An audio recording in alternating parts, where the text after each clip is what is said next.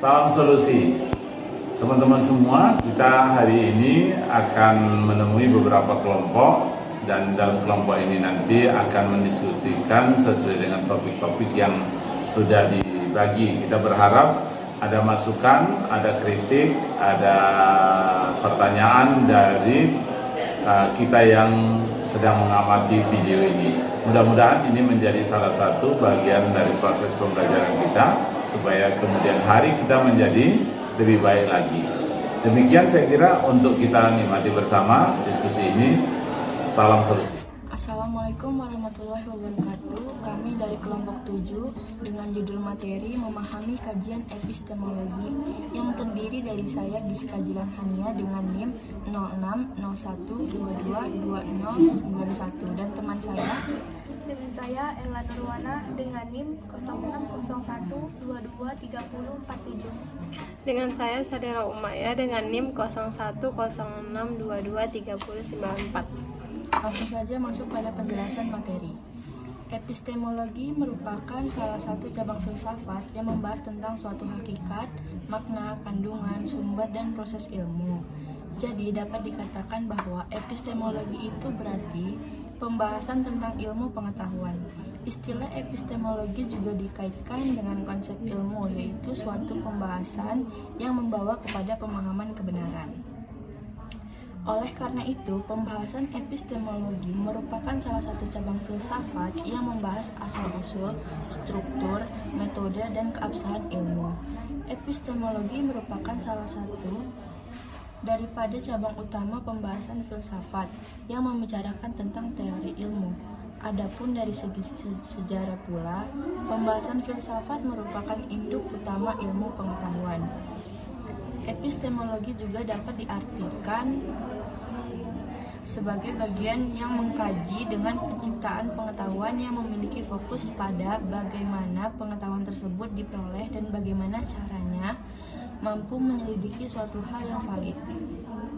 Dalam ilmu filsafat, epistemologi ini menjadi sebuah studi filosofis tentang hakikat, asal-usul, dan juga batasan pengetahuan manusia. Sehingga akhirnya epistemologi ini menjadi salah satu cabang ilmu filsafat yang di dalamnya berkaitan dengan pengetahuan yang seringkali disebut dengan teori pengetahuan. Dan dari situ sudah jelas bahwa ahli epistemologi mempelajari hakikat mengenai pengetahuan, pembenaran, epistemik, keyakinan, dan berbagai masalah yang berkaitan dengan disiplin ilmu filsafat. Setelah memahami pengertian epistemologi, tentu kalian bertanya-tanya, kenapa atau apa alasan epistemologi harus dipelajari? Perlu diketahui terlebih dahulu, epistemologi sudah mati dan tidak ada lagi referensinya untuk dihidupkan kembali. Akan tetapi, pada dasarnya ada 3 hal atau 3 aspek mengapa epistemologi ini perlu dipelajari. 1. Pertimbangan strategis, 2. Pertimbangan kebudayaan, dan 3. Pertimbangan pendidikan. Contoh dalam kehidupan sehari-hari. Untuk lebih memahami bagaimana epistemologi dalam kehidupan sehari-hari, berikut merupakan contoh epistemologi dalam kehidupan sehari-hari yang kerap ditemui. Misalnya, dalam kehidupan sehari-hari, kita pasti dekat dengan cara mencari makan atau mendapatkan makanan. Pertanyaannya adalah, bagaimana Anda tahu bahwa benda itu merupakan makanan dan bisa dimakan? Berdasarkan hal tersebut, maka apa yang Anda pikirkan dan anggap sebagai makanan merupakan makanan. Anda pasti memiliki pengetahuan yang sudah bisa menangkap melalui panca indera bahwa hal tersebut merupakan makanan. Sehingga ilmu yang Anda peroleh merupakan ilmu yang tepat untuk mengetahui bahwa itu merupakan makanan. Nah, saya akan bertanya kepada teman saya, Maya. Apa sih epistemologi itu? Epistemologi itu ialah suatu teori pengetahuan yang artinya sebuah usaha secara sadar, baik dalam proses atau penarikan kesimpulan mengenai suatu kebenaran dalam sesuatu hal. Jadi menurut Ella, cara kerja epistemologi itu gimana? Cara kerja epistemologi ialah dengan mempertanyakan segala sesuatu tentang apa yang kita yakini, sehingga terdapat objek kajiannya, tampak dari jenis pertanyaan yang diajukan dan upaya jawaban yang diberikan. Pertanyaan yang dimaksud ialah seperti apa pengetahuan itu apa, batas-batas ruang lingkupnya seperti apa, dan filsafat berusaha menjawab pertanyaan secara kritis yang pertanyaannya bersifat umum, menyeluruh, dan mendasar. Nah Maya, macam-macam epistemologi itu apa aja sih? Macam-macam epistemologi itu ada 3, yaitu ada epistemologi metafisis, ada epistemologi skeptis, ada epistemologi kritis. Terus ini penjelasannya menurut saya epistemologi metafisis ialah gejala pengetahuan dengan bertitik tolak dari pengandaian metafisik yang tertentu. Terus kalau epistemologi skeptis ialah strategi awal untuk meragukan sesuatu hal dengan maksud agar mencapai suatu kebenaran yang tidak diragukan lagi. Dan epistemologi kritis ialah gejala pengetahuan yang bersumber dari asumsi, prosedur, dan kesimpulan pemikiran akal sehat. Kesimpulan pemikiran ilmiah sebagai yang kita temukan pada kehidupan, lalu kita coba tanggapi secara kritis. Terus Nela, kenapa epistemologi itu perlu dipelajari? Karena dapat sangat membantu. Epistemologi berfungsi sebagai menganalisis secara kritis prosedur yang sudah ditempuh ilmu pengetahuan dalam bentuk pengetahuan itu sendiri.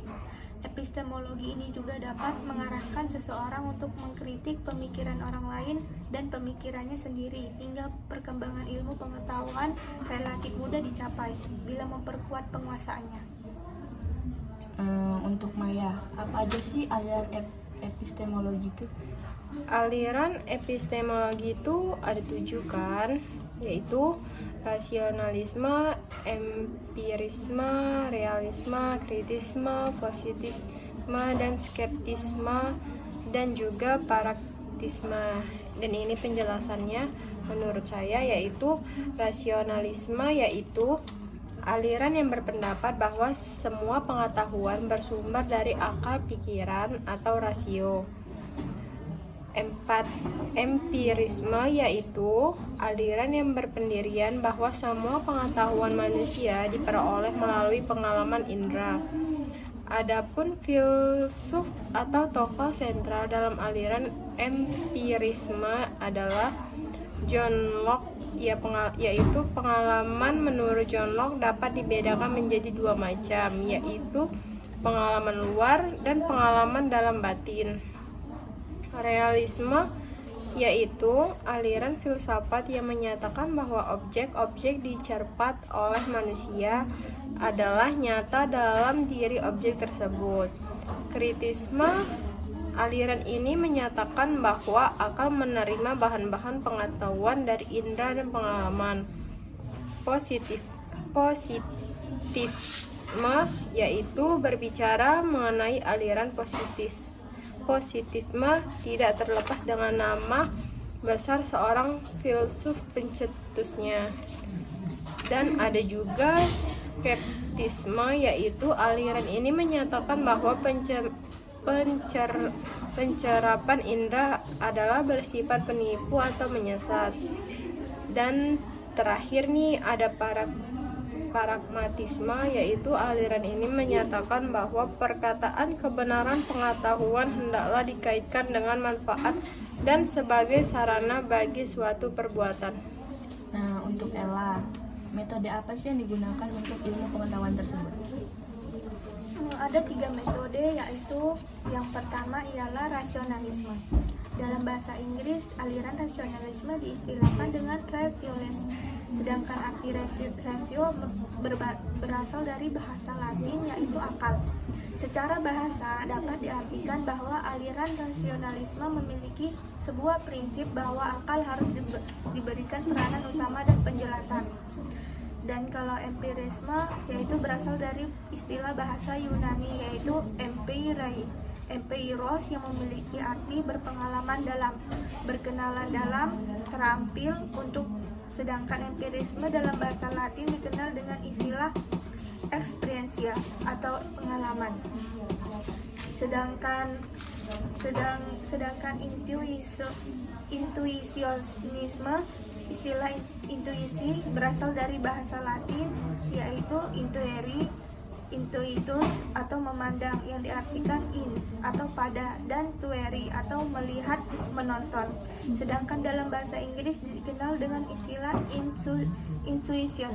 Secara epistemologi, pengetahuan intuitif berasal dari intuisi yang diperoleh melalui pengamatan langsung, tidak mengenai lahir melainkan mengenai kebenaran dan hakikat suatu objek. Nah, sekarang pertanyaan untuk Maya. Apa sih perbedaan epistemologi Islam dan epistemologi Barat?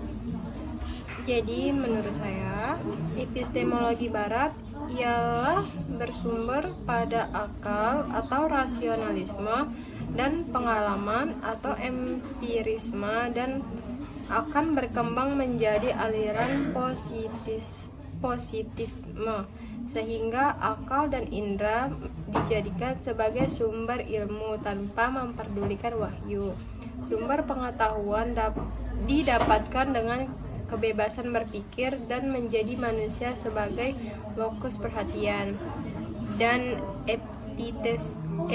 epistemologi Islam yaitu tidak mengabaikan akal dan pengalaman sebagai sumber ilmu pengetahuan, namun terdapat hal yang penting bahwa wahyu merupakan sumber primer, dan epistemologi Islam di mana wahyu untuk para nabi dan ilham untuk manusia yang bersumber dari hati.